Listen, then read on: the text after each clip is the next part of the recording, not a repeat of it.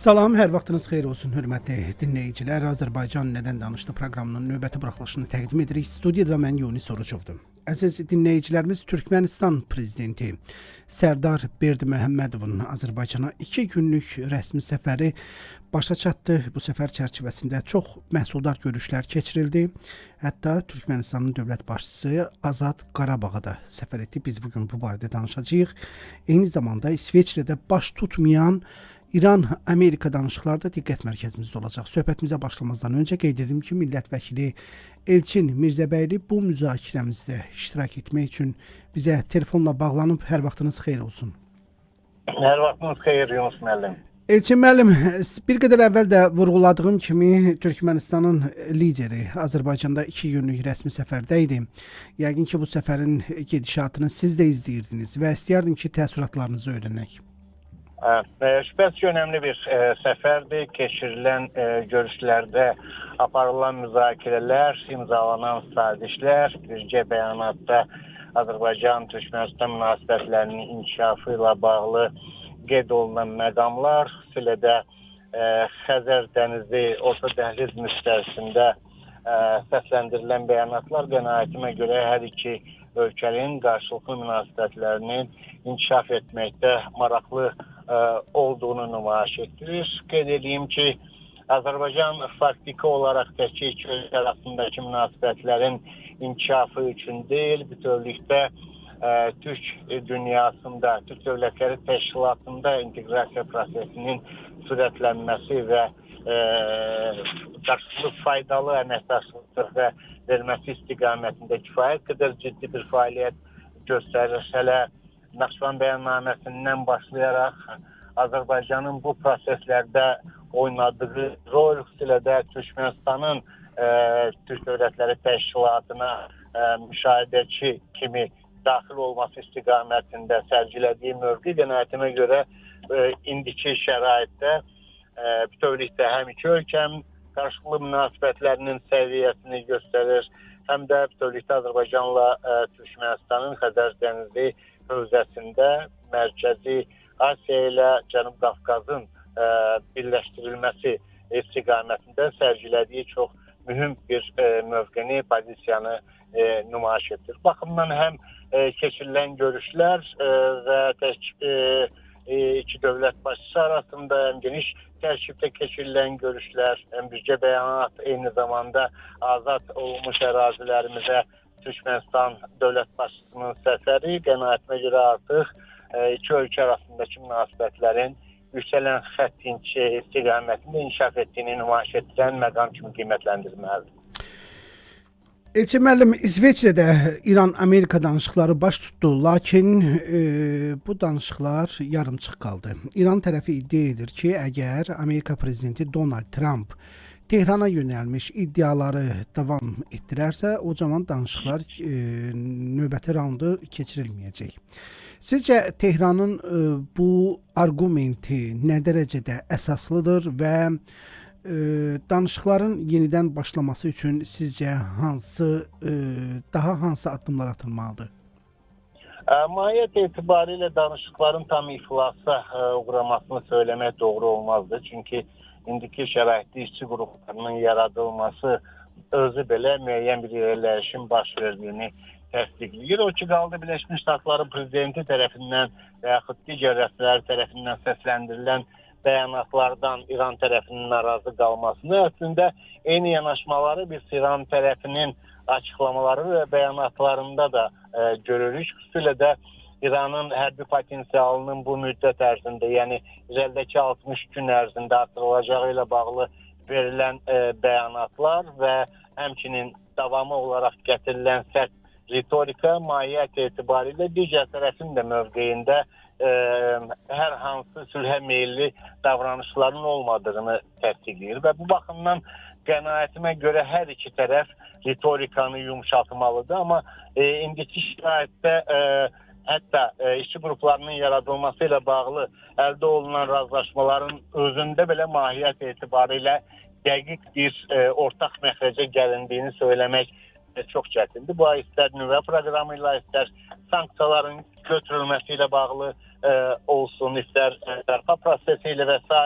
bu iki məsələlərdə hər iki tərəfin mövqeyində kifayət qədər ciddi fərqlərin və ziddiyyətlərin olduğunu görürük.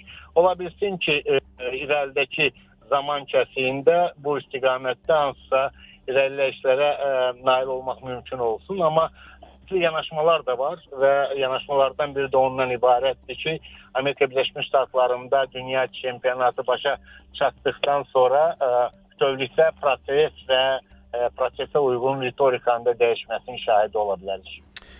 Dünən İran parlamentinin sədr müavini qəribə və daha doğrusu sensasyon bəyanatla çıxış etdi və qeyd etdi ki, əslində İsveçrədə olan İran nümayəndə heyətinin apardığı danışıqların məzmunu ilə bağlı ali dini rəhbərin xəbəri yoxdur. Sizcə bu nə dərəcədə ağla batan iddiadır? Nəzərə alaq ki, həmin sədr müavininin çıxışı dövlət televiziyası ilə canlı yayımlanırdı və bu bəyanatdan sonra o çıxış qəfildən kəsildi.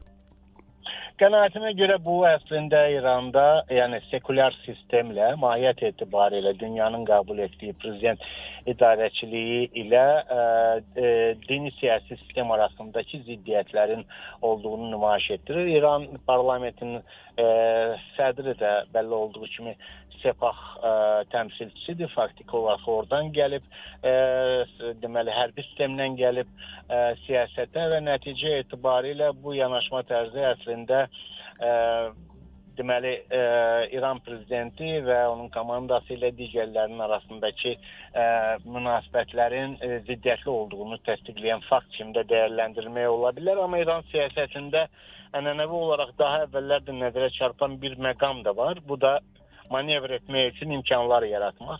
Daha öncə biz bu prosesin İranda mühafizəkarlar və islahatçılar qrupu arasında bir-birini əvəz etməsi və həm nüvə danışıqları müstəvisində, həm də digər istiqamətlərdə fərqli manevr imkanları əldə etmək üçün belə bir yanaşma sərgilədiyini şahid olurduq. İndi isə ola bilsin ki, bu sekulyar hakimiyyətlə, yəni idarəçiliklə, dini idarəçilik arasında razılaşdırılmış bir manevr də ola bilər. Hər halda bunu zaman sübuta yetirəcək, amma indiki şəraitdə ziddiyyətlərin olduğu açıq-aşkar görünməkdədir.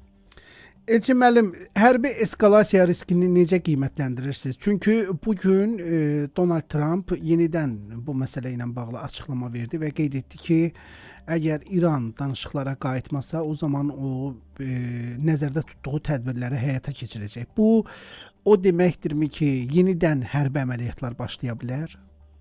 Ehtimal var şübhəsiz. Çünki prinsip etibarilə müəyyən bir zaman kəsiyinə qədər əgər danışıqlar dalana dirənəcəksə, bu artıq Donald Trump'ın reputasiyasının şübhə altına düşməsindən daha çox Birləşmiş Ştatların reputasiyasının deməli şübhə altına düşməsinə gətirib çıxaracaq. Bu həmçinin Körfəzdə Birləşmiş Ştatların mövqelərinin itirilməsi anlamına da gələ bilər. Yəni İranın indiki şəraitdə nümayiş etdirdiyi mövqe, əgər bu həqiqətən də gerçək bir mövqeni ifadə edirsə, Birləşmiş Ştatların Körfəzdəki bütövlükdə yaxın şərqdəki mövqeyini çox ciddi şəkildə şübhə altına ala bilər ki, burada artıq biz Amerika daxili çəkişmələrin ikinci plana keçdiyini, yəni demokrat respublikaçı ziddiyyətlərinin arxa plana keçdiyinin şahidi ola bilər. İlk baxımdan da əgər proses belə davam edəcəksə, şübhəsiz ki, hərbi əməliyyatların bərpa olunması və ya lokal şəkildə həyata keçirilməsi ehtimalı düşünürəm ki, var. Və sonda istəyirəm bir məsələyə də sizin münasibətinizi öyrənək. Elə Trump'ın bəyanatlarından söz düşmüşkən Amerika lideri bir neçə gün bundan əvvəl Britaniyanın keçmiş baş naziri Keir Starmer barədə də bir açıqlama verdi və onu istefa verməyə çağırdı. Və bu istefa baş tutdu. Sizcə bu istefanın səbəbi, əsas səbəbi nə ola bilər? Bu NATO daxilindəki çəkişmələrdən qaynaqlanır, yoxsa Britaniyanın xarici siyasətdə uğursuzluğu kimi qiymətləndirilməlidir? Bu kifayət qədər və müzakirəyə açıq bir mövzudur və təkcə NATO ilə bağlı məqamı qənaətimə görə önə çəkmək doğru olmazdı. Və xüsusilə də bu məsələnin sammit öncəsi, Türkiyədə keçirilən sammit öncəsi ifadə olunması qənaətimə görə reallığı tam əks etdirmir. Burada eyni zamanda qənaətimə görə daha çox Brexitlə bağlı yaranmış problemlərin özünü qabarıq şəkildə bir uza verməsidir. Çünki bəlli olduğu kimi Brexitdən keçən zaman kəsiyində deməli yenə də Britaniya müvafiq institutlarının, qurumlarının apardığı hesablamalara görə bütün istiqamətlərdə Britaniya deməli iqtisadiyyatında geriləmə nəzərə çarpmaqdadır. Yəni bu həm də Britaniyanın daxili siyasəti ilə bağlı olan məsələlərdir. Bu baxımdan yenidən Avropa İttifaqına qayıdışla bağlı mesajların da biz artdığının şahidi oluruq ki, baxmayaraq ki, digər tərəfdən bununla bağlı xoş hər hansı bir münasibət sərgilənmir. Düşünürəm ki, burada NATO izinin axtarılmasından daha çox və Avropa İttifaqı ilə bağlı olan məqamları önə çəkmək daha doğru olardı və istefanın da birbaşa Donald Trump'ın deməli bəyanatı ilə bağlı olduğu qənaətində deyiləm. Bu çox güman ki, təsadüfi üst-üstə düşmədir. Çox sağ olun. Maraqlı söhbətə görə sizə təşəkkürümüzü bildiririk və dinləyicilərimizin diqqətinə bir daha çatdırmaq istəyirəm ki, bizimlə telefon bağlantısında politoloq, daha doğrusu millət vəkili Elçin Mirzəbəyli idi.